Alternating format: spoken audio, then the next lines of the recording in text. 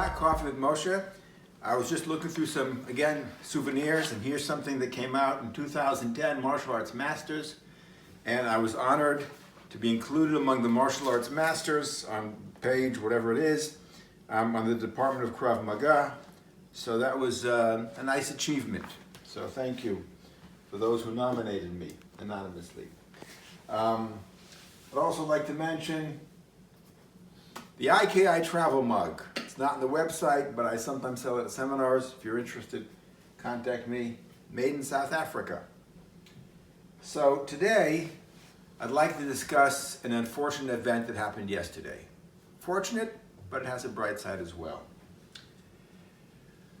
Yesterday was Memorial Day in Israel, the day we remember our soldiers who gave their lives and those who died in the line of service in all aspects of the law enforcement community, including those who were killed by terrorists who were civilians as well, and those who were killed even before the establishment of the State of Israel. We honor and remember all the victims of hatred.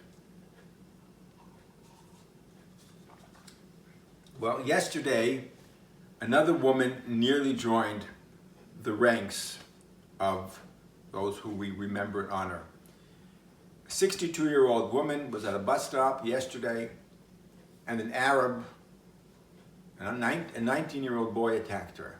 Talk about honor. A fit 19-year-old male attacking a 62-year-old female with her back to him. But he had his mask on, so he didn't contaminate anybody. Somebody said he might have done more damage by coughing on somebody. He came with a knife. He ran up to her and lunged the knife at her. She turned around and she fought back. I saw the video afterwards, a puddle, a huge puddle of blood, but she fought back. I'm not here to criticize her, but to learn.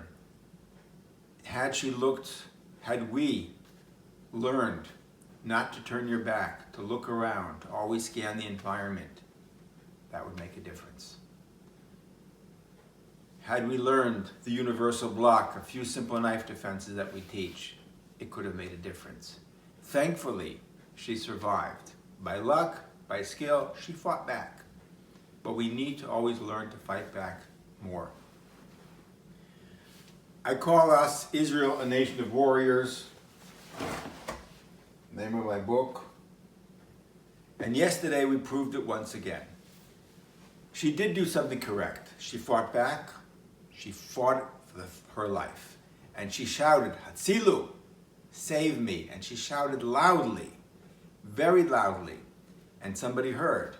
Somebody that was driving by, an Israeli driver, he heard.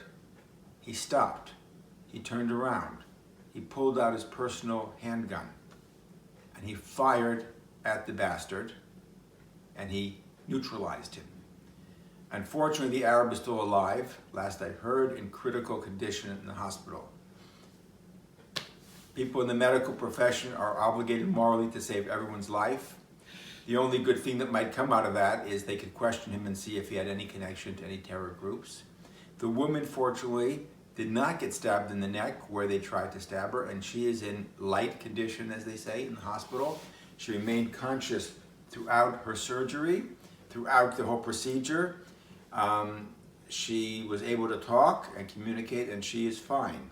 Hopefully the Arab will not be fine. But the lesson for us is clear. Never let your guard down.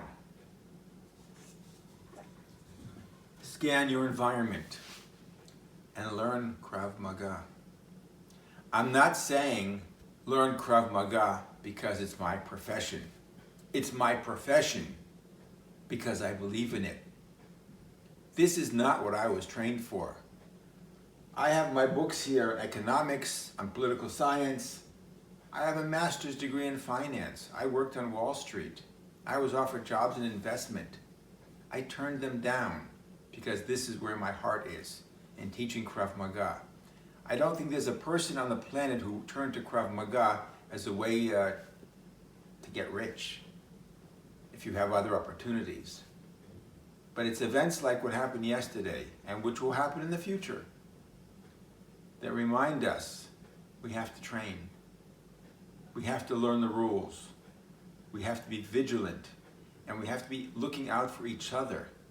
Sadly, yesterday we remembered many people, many Israelis who were killed while saving others. They heard someone crying out for help and they ran and they went to help them. They did save them, but they paid for it with their lives. We have a biblical concept, Al ta'amod al dam re'echa, do not stand idly by your brother's blood. That's in the Bible. You hear someone in trouble, you go and you help. I once asked my teacher, Itai Gil, to describe Krav Maga in one sentence. He said, you hear a boom, you don't run away, you run towards it. And that's what it's all about.